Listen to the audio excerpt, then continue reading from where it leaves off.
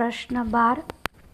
अरुण, यह मधुमय देश हमारा काव्य में व्यक्त हमारे भारत देश की प्राकृतिक सुषमा का सदोहरण परिचय दीजिए। जवाब 12। रूपरेखा। एक प्रस्तावना। बे काव्य में चित्रित प्राकृतिक सुषमा। एक प्रस्तावना। अरुण, यह मधुमय देश हमारा हिंदी साहित्य के सुप्रसिद्ध कवि जयशंकर प्रसाद की राष्ट्रीय भावना की अभिव्यक्ति करती हुई काव्य कृति है। प्रस्तुत रचना कवि के प्रसिद्ध ऐतिहासिक नाटक चंद्रगुप्त में एक गीत के रूप में लिखा गया है, जिसे हमारे इस संकलन में संकलित किया गया है। कवि का इतिहास प्रेम प्रसिद्ध है। साथ ही साथ हिंदी के छायावादी काव्य के प्रमुख कवि के रूप में प्रकृति का अनुपम चित्रण उसकी प्रायः सभी कृतियों में महत्वपूर्ण रूप में चित्रित मिलता है। कवि ने हमारे देश के प्राकृतिक सौंदर्य का चित्रण करते हुए इसे मधुमय देश सिद्ध किया है। इसके लिए उन्होंने चंद्रगुप्त नाटक में ग्रीस देश से आई विदेशी युवती कार्नेलिया के माध्यम से प्रस्तुत किया है।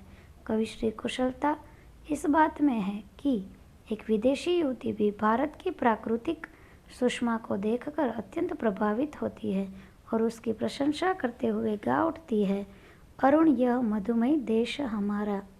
बे काव्य में चित्रित प्राकृतिक सुषमा। काव्य के प्रारंभ से लेकर अंत तक कवि ने मुक्त मन में हमारे देश की प्राकृतिक सुषमा का अत्यंत मनोरम चित्रण किया है। कवि ने देश को मधुमय कहकर प्रारंभ किया है। अरुण, यह मधुमय देश हमारा। कवि को लगता है कि यह इतना सुंदर है कि शायद ईश्वर ने स्वयं अपने हाथों से इसे बनाया है। इतना विशाल एवं वैविध्यपूर्ण है कि क्षितिजों को भी यहाँ सहारा मिल जाता है। विशाल समुद्र एवं क्षितिज मिलते हैं तो लगता है कि क्षितिज को सहारा मिल रहा है। जहाँ पहुँच अनजान क्षितिज को मिलता एक सहारा। कवि हमें इस अद्भुत प्राकृतिक वैभव का दर्शन कराता है। सरस तामरस गर्भ विभा पर नाच रही तरुशिखा मनोहर। क्षितिज को भी आधार देने वाला यह देश विश्व के अन्य देशों की तुलना में अधिक रमणीय है, क्योंकि देश के 3 और विशाल जलराशि से लहराते समुद्र और मस्तिष्क पर मुकुट सा चौथी और हिमालय, आकाश को छूती हिमालय की बर्फ से आच्छादित चोटियाँ क्षितिज को सहारा देती हुई प्रतीत होती है।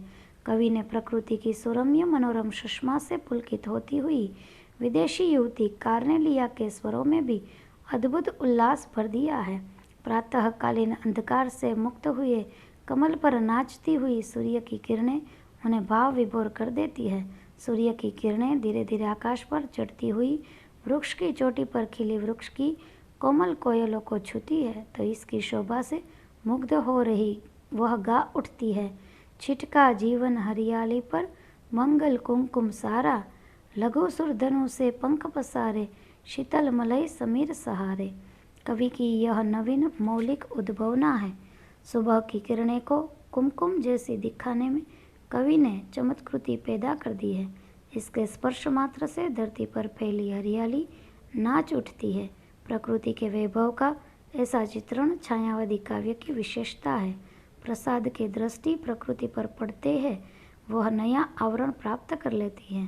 प्रातःकालीन सौंदर्य की छटा को आगे नया उपनाम देते हुए कवि कहते हैं कि इंद्रधनुष के समान विविध रंगों के रंग में रंजित अनेक पक्षी शीतल सुरभित वायु के पंखों पर सवार होकर पूर्व दिशा की ओर ऐसे उड़ते हुए जा रहे हैं मानो वही उसका घोंसला हो। उड़ते खग जिस ओर मोह किए समझ निड निज प्यारा।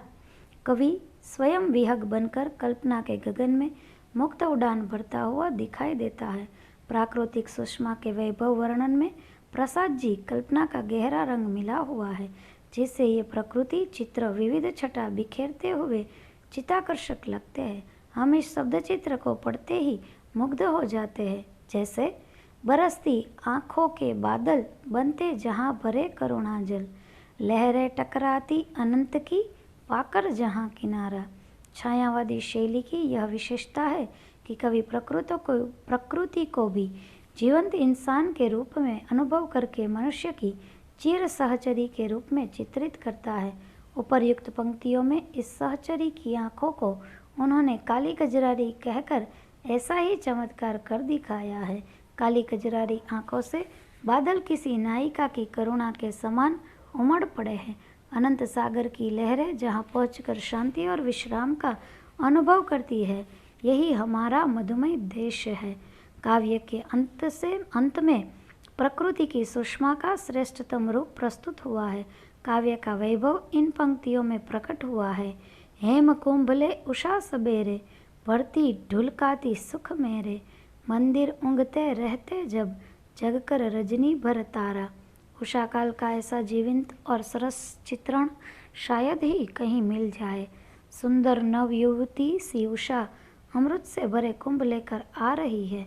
अपने अमृत कुंभों से वह मानो सुख ढुलकाती हुई चली आ रही है और रात भर पहरा देने वाली प्रहरी के समान तारकगण ऊँघते हुए अर्थात विलुप्त होते हुए दिखाई देते हैं। कवि ने उत्प्रेक्षा की अद्भुत योजना करके प्रकृति रानी की सुषमा को सौंदर्यवती युवती सा रूप दिया है।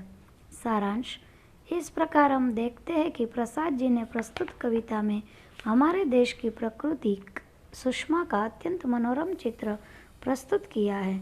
छायावादी कविता की एक विशेष प्रवृत्ति मानवीकरण की है।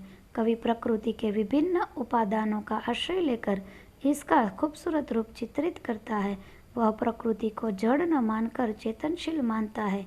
अरुण यह मधुमय देश हमारा काव्य भी छायावादी कविता की इन विशेषताओं से युक्त है। कवि ने हमारे देश को मधुमय कहा।